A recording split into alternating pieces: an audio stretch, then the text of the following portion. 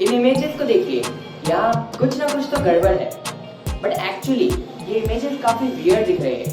तो क्या गड़बड़ है इनमें? हो सकता है कोई मिस्टीरियस सी चीज़ है, या हो सकता है कोई बेसिक फोटोशॉप है। एक्चुअली ये इमेजेस अजीब इसलिए दिख रहे हैं क्योंकि इनके शैडोज नहीं है। That's it. एक मिनट, इनके शैडोज नहीं है, बट हर ऑब्जेक्ट के शैडोज तो होते हैं ना, तो इनके शैडोज क्यों नहीं है? चलिए पता करते हैं। वेलकम एवरीवन, मेरा नाम है आकाश और आज हम बात करने वाले हैं एक इंटरेस्टिंग फेनोमेना के बारे में जिसका नाम है the time of Zeenat. The time of Zeenat के बारे में बात करने से पहले चलिए जानते हैं कि एक शैडो क्या होता है। तो चलिए कंसिडर करते हैं एक सरफेस और उस पे हम डालते हैं एक लाइट, यानी कि हम लेते हैं एक लाइट सोर्स। अब उस लाइट सोर्स की वजह से हमें उस सरफेस के काफ़ी सारे डिटेल्स के बारे में पता चल रहा है।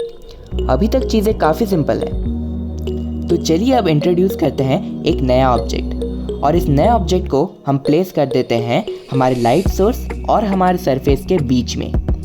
इस नए ऑब्जेक्ट के वजह से एक नया 3D स्पेस क्रिएट हो जाएगा जिसमें जो लाइट है वो प्रॉपरली एंटर नहीं कर पा रहा होगा, यानी कि उस प्रॉपर 3D स्पेस के अंदर ज़्यादा से ज़्यादा लाइट एंटर नहीं कर पा रहा होगा, जिसके वजह से एक डार्कनेस क्रिएट होता है और उस डार्कनेस को हम बोलते हैं शैडो। तो चलिए अब फाइनली हम इन इमेजेस के बारे में बात करते हैं। तो इन ऑब्जेक्ट्स के शैडो इसलिए नहीं है क्योंकि जिस टाइम पे इनके फोटोज लिए गए हैं उस टाइम पे जो सन है वो इस लोकेशन के डायरेक्टली अबव है, यानी कि परपेंडिकुलर है। अब आप बोलोगे कि हर रोज नून टाइम में सन तो सबसे ऊपर ही होता है, बट वो प्रिसाइजली ऊपर नहीं होता है। हर इंस्टेंट पे, यानी कि जब मैं ये वीडियो बना रहा हूँ और जब आप ये वीडियो देख रहे हैं, वैसे हर इंस्टेंट में अर्थ के सरफेस में ऐसा कोई ना कोई एरिया या कोई ना कोई पॉइंट अभी जरूर ऐसा होगा जिसके डायरेक्टली अबव सन होगा। उस पॉइंट को हम बोलते हैं सब सोलर पॉइंट और इस फिनोमेना को बोलते हैं सब सोलर नून, या ज्यादा कूल टर्म्स में द टाइम ऑफ ज़ीनत। अब ये जो सब सोलर पॉइंट है वो ऐसा बिल्कुल भी नहीं है कि अर्थ के किसी भी सरफेस में होगा। जो हमारा ट्रॉपिक ऑफ कैंसर है, यानी कि 23.4 डिग्री नॉर्थ और tropic of Capricorn 23.4 degree south, इन दो लैटिट्यूड्स के बीच में ही लाई करता है ये पॉइंट। तो क्या आपने कभी सोचा है कि जो 23.4 डिग्री नॉर्थ और 23.4 डिग्री साउथ, इन दोनों की ये स्पेशल नाम क्यों है, यानी कि ट्रॉपिक ऑफ कैंसर और ट्रॉपिक ऑफ कैप्रिकॉन? तो इसका रीजन भी लाई करता है हमारे सब सोलर नून फिनोमेना से।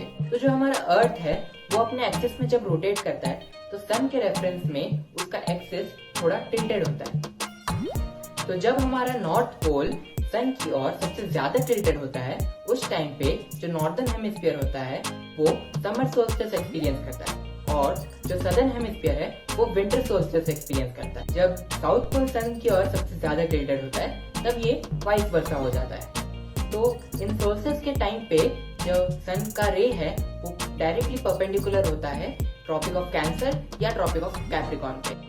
तो जो लोग ट्रॉपिक ऑफ कैप्रिकॉन और ट्रॉपिक ऑफ कैंसर के बीच में नहीं रहते हैं, तो सॉरी फॉर देम, उनके लिए ये फेनोमेना एक्सपीरियंस करना बहुत ज़्यादा मुश्किल हो जाता है।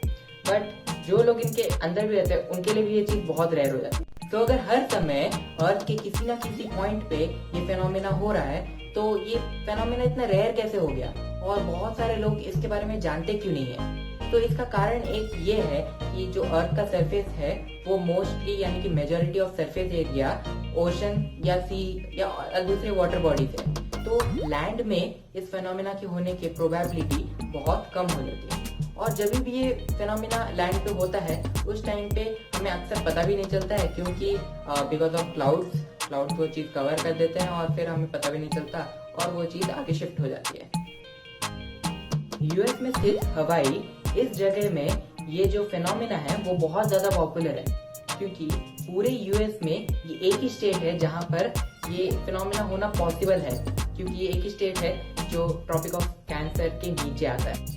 इनफैक्ट हवाई में साल में 2 बार ये फिनोमेना होता है और लोकली इस फिनोमेना को वो लोग बोलते हैं लहाइना नून। अब यूएस में तो सिर्फ हवाई है, बट कंपैरेटिवली अफ्रीका के कॉन्टिनेंट में ये चीज़ और ज़्यादा कॉमन है क्योंकि 80% ऑफ जो अफ्रीका का लैंड मास है वो ट्रॉपिक ऑफ कैंसर और ट्रॉपिक ऑफ कैप्रिकॉर्न के बीच में ही आता है, तो उधर ये चीज़ थोड़ी ज़्यादा कॉमन हो जाती है।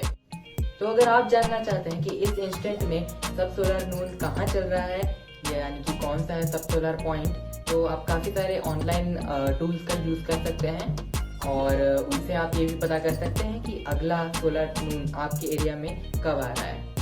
तो जब हम ये सारे इमेजेस देखते हैं, हमें ये इमेजेस इतने अजीब क्यों दिखते हैं, जैसे कि कुछ ऑब्जेक्ट कहीं फ्लोट कर रहा है या कुछ फोटोशॉप का प्रॉब्लम, तो it's because of our brain.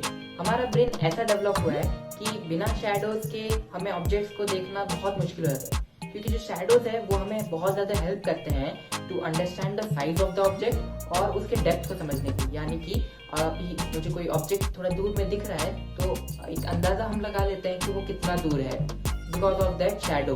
तो जो शैडोज होते हैं वो हमें बहुत ज़्यादा हेल्प करते हैं और हमारा माइंड उसको बहुत ज़्यादा एनालाइज कर लेते हैं।